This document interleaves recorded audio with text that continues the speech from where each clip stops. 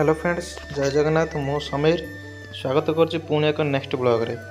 तो previous blog रे आम देखिले किपरि आम जाइलु महेंद्रगिरी, सेठी किपरि एंजॉय कलु। एठारे प्राकृतिक सौंदर्यर सब आनंद नेला परे पुणी प्लानिंग होता आमर गंडाहाती जावाकू, जोटा कि आमर मेन प्लान थिला। तो सेठी सब फोटोशूट कर सारा पर आम चली आसलु गंडाहाती को। गंडाहाती को जावाकू थिले आपन को महेंद्रगिरी टू गंडाहाती प्राय 22 किलोमीटर पड़ो, जहाँकि आप गूगल मैप भी देखिपारे। जहाँकि आपन को घाटी तौक आसला काईपुर टू स्ट्रेट होइकी तालमुंडा होई गंडाहाती पहुँचे। बर्तमान गंडाहाती रहा 2 किलोमीटर एटू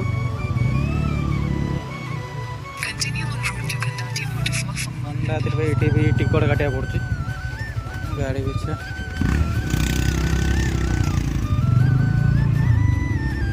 बाइक 20 टका टिकट।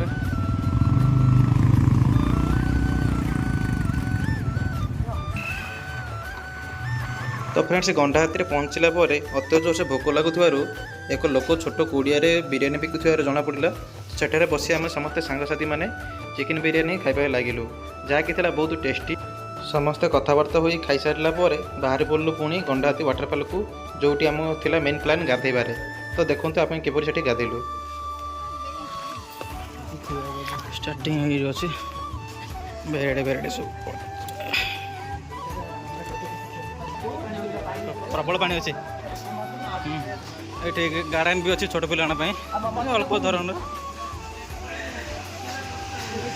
आज पिलाटा पूरा डेइब आज मजा मस्ती खाली हम पिला आज मजा मस्ती करेंगे पूरा। बिरियानी पड़ी बिरियानी झड़ला जा डेइब।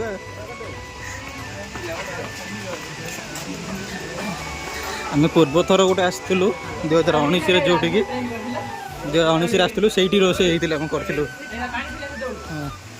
ये रोसे से बोधे हाँ ये बोधे रोसे ये रोसे करके गाधे।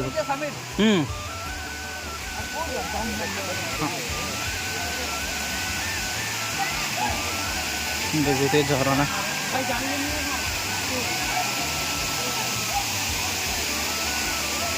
अनेक लोक आसे पिकनिक करने को, आम भी आस पिकनिक करने को। आज पूरा डेइबू आम अब आज डेइया पूरा प्लानिंग है ऑलरेडी डेइबू। आमर आस आस पिला फोटो उठा स्टार्ट जाऊ कि फोटो उठा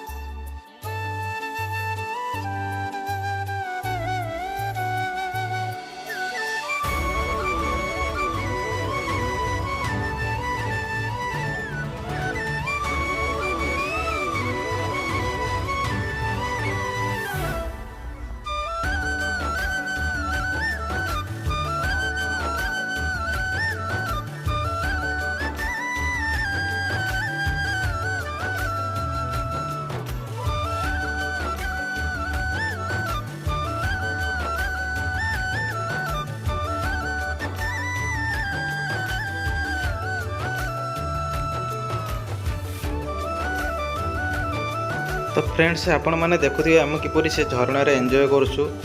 तो सांगसाथी मेल कौन जगह को बुली जावा सेठारे गाधेबा मजामस्ती करार अनुभूति थिला बड़ नियारा।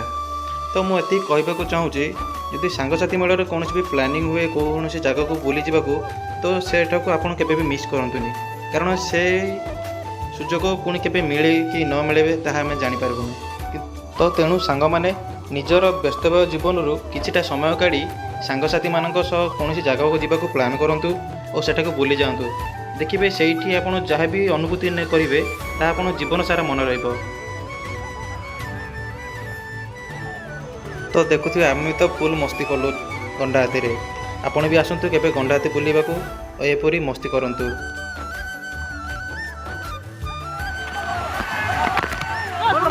फुल मस्त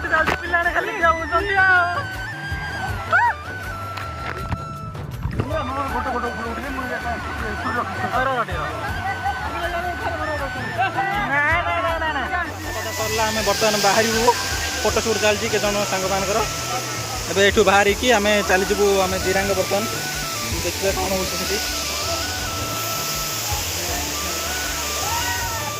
तो फ्रेंड्स गंडाहातु बाहरी आम प्लान था जिरांग जावाक किंतु अधिक रात्र हो आम पुणी जिरांग जाइन कारण जिरांग मंदिर 7टा पर बंद हो जाऊँगी तो सेठू जावाक किसी प्लान हेले रही तेणु आम चली आसू डायरेक्ट दिगपहंडी जो सरला आमर डिनर। बर्तमान फेरी दिगपहंडी खाଇବା चलती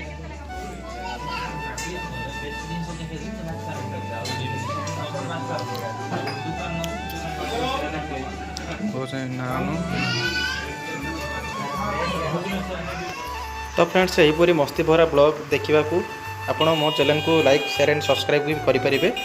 पुणी देखा न्यू ब्लॉग रे सी यू लेटर।